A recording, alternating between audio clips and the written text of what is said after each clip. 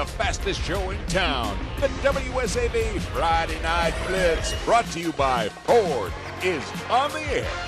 Welcome, everybody. Week 11 of the Friday Night Blitz. I'm Ken Slatz. And I'm Kimberly Sears. For some, it's playoff time, but for others, it's the final week of the regular season. That is the case for Hilton Head High School in Hanahan at the Seahawks Nest for our premier matchup. The region title on the line. The Hawks of Hilton Head High and the Seahawks of Hilton Head High.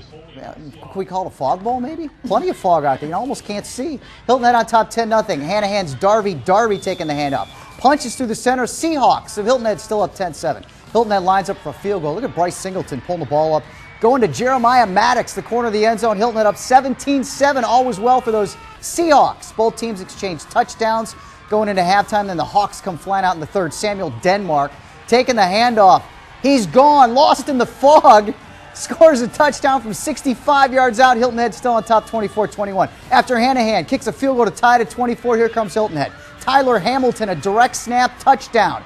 Somewhere in the fog, I promise. Seahawks back on top 31-24, but folks, in the end. Hanahan with an 80-yard touchdown in the final minutes. That's right, an 80-yard TD, and that's right, the Hanahan Hawks send the Seahawks of Hilton Head High School down with their first loss. Hanahan takes the region title.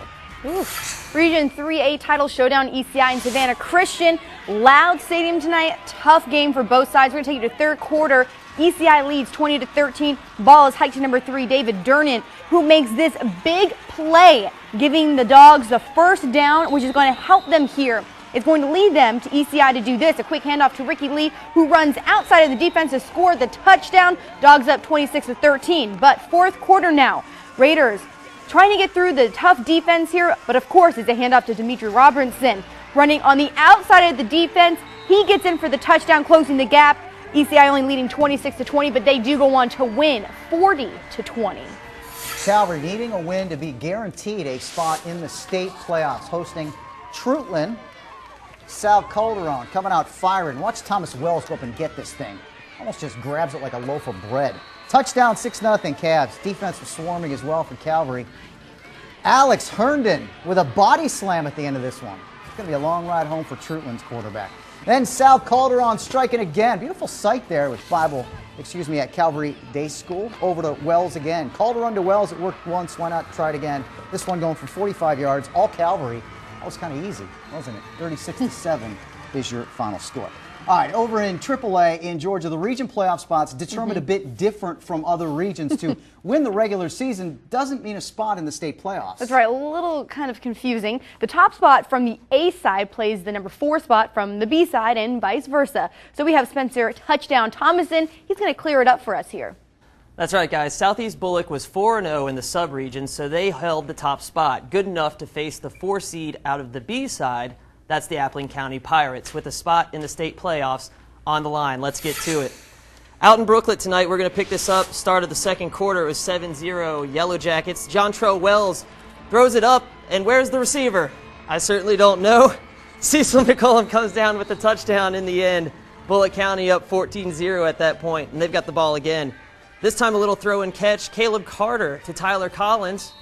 Nice grab there, and that drive would be capped off by this run up the right side by Michael Davis with 1 minute to go in the half, but we're not done with this one. Appling County gets the chance to do something with this before halftime. Keelan Crosby keeps it himself, gets a couple blockers, steps out of that tackle, and he takes it all the way in for the touchdown to boost their spirits going into halftime. Unfortunately, it wasn't enough. Southeast Bullock wins it 41-25. More Region 1 AAA action for you. Cook High Hornets at the Jenkins Warriors. There's Bakari Bryant, the head coach of the Warriors basketball team, cheering the guys on.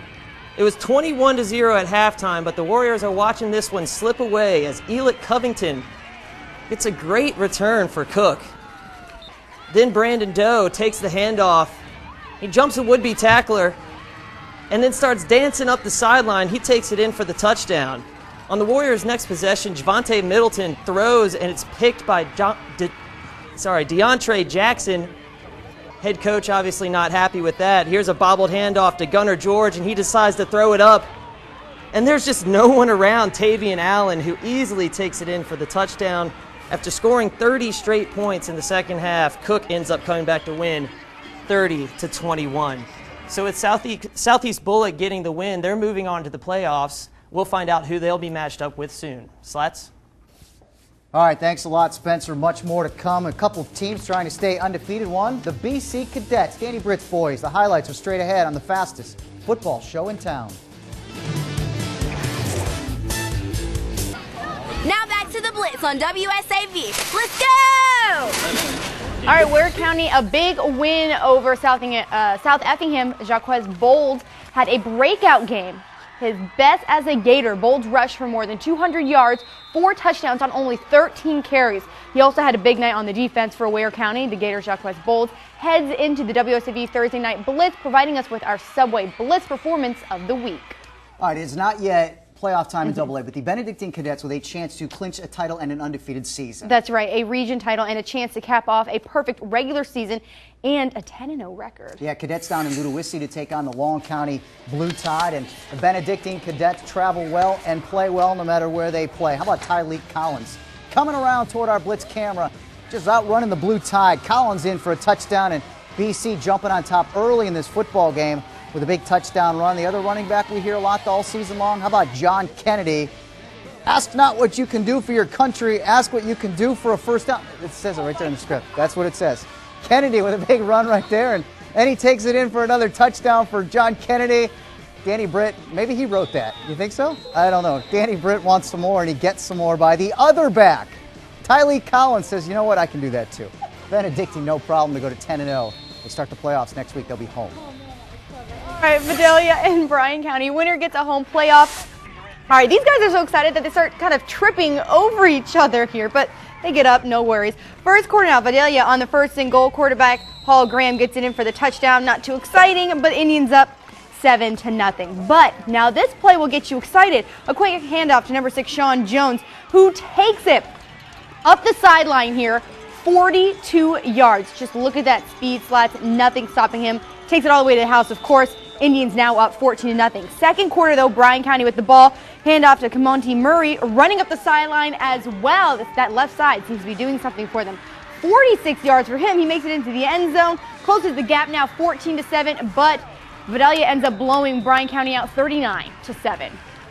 All right, in Region 3 5A, Coffee clinched the title with a win over Bradwell tonight. Despite a solid season, Effingham County goes 7-3, but misses the playoffs by a tiebreaker to the Mustangs. And speaking of those Mustangs, South Effingham down in Brunswick at Glenn County Stadium to take on the Glenn Academy Terrors. First series, DJ Dallas with a toss. How about this guy? That's Randon Jernigan, who just transferred a week and a half ago from Brunswick High School.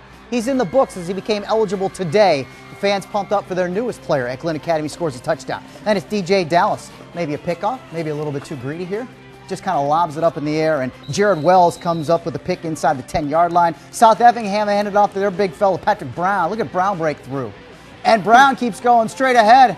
That's a pretty good delivery right there for Brown. 40 yards on the play, but in the end, Dallas with a 15-yard touchdown run, and Glenn Academy gets that big win, 21-14 over South Effingham. Wow.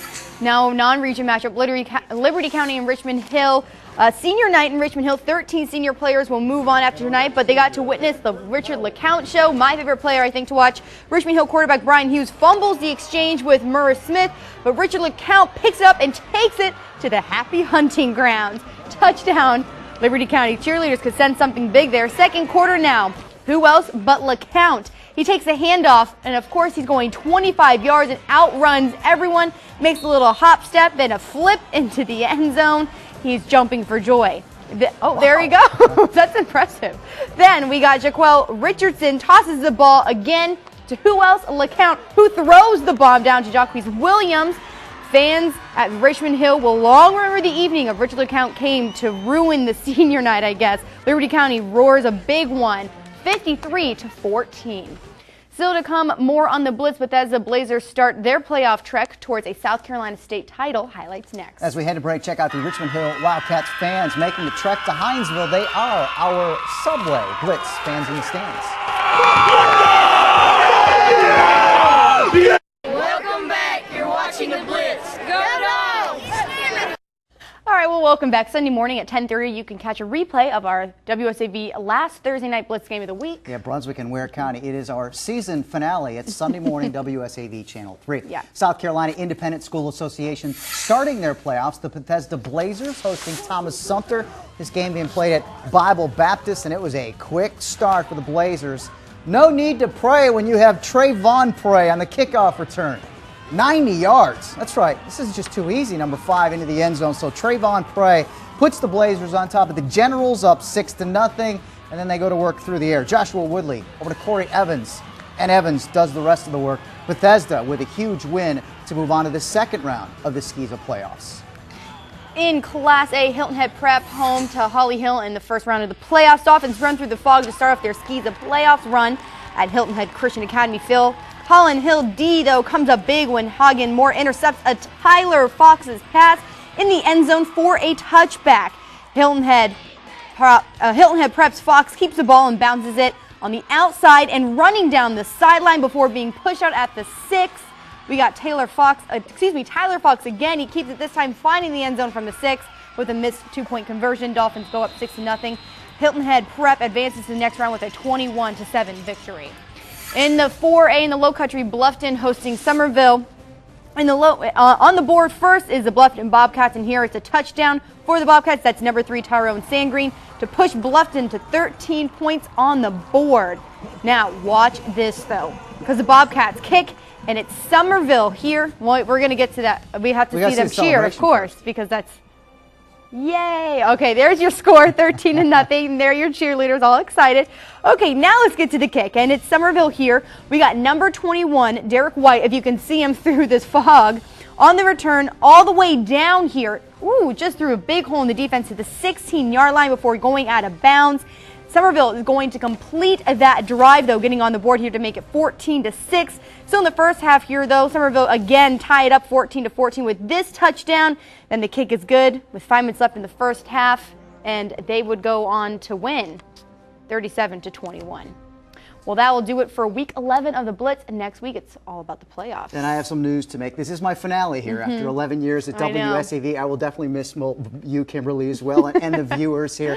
It has been a pleasure being a sports director and bringing highlights, especially the Friday Night Blitz and the Thursday Night Blitz game of the week and the Blitz basketball series. My goodness. It's been a wonderful, wonderful ride here at WSAV. I will miss all of you. This man never slept, by the way, in his 11 years 11 here. years, I need a little sleep, right? So it'll just be me solo to finish off your playoffs, but don't worry, I'll have all the highlights.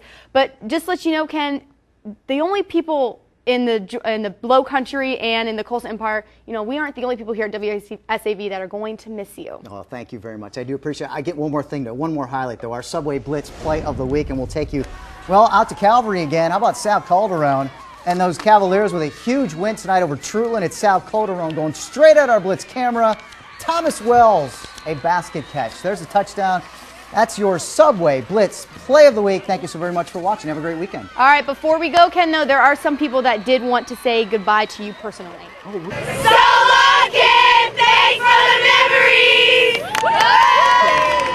Hey, Ken, you've been a consummate professional, man. Goodbye. Best of luck in the future, man. Ken, man, it was great getting to know you. Great coverage on our Thursday night game.